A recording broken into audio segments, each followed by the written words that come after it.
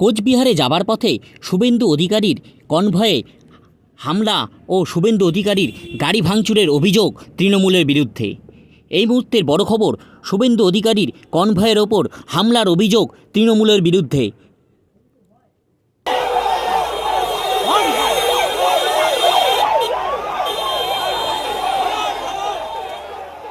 জানা যায়, মঙ্গলবার কোচবিহারের পুলিশ সুপারের সাথে দেখা করতে আসেন বিরোধী দলনেতা শুভেন্দু অধিকারী, আর তাকে ঘিরেই বিক্ষোভ দেখাতে থাকে। সাথে কালো পতাকা নিয়ে খাগড়াবাড়িতে জমা হয় তৃণমূলের নেতাকর্মীরা। সেখানেই কনভয় ঢুকতেই লাঠি দিয়ে আঘাতের পাশাপাশি পাথর ছোড়া হয় বলেও অভিযোগ।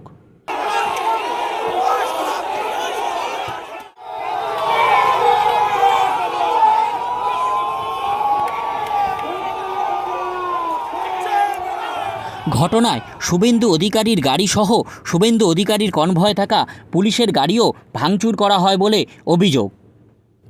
এই মুহূর্তের বড় খবর, কোচবিহারে শুভেন্দু অধিকারীর কনভয় সহ শুভেন্দু অধিকারীর গাড়ি ভাঙচুরের অভিযোগের তৃণমূলের বিরুদ্ধে। এই মুহূর্তে বড় খবর, শুভেন্দু অধিকারীর কনভয়ে হামলার অভিযোগ তৃণমূলের বিরুদ্ধে।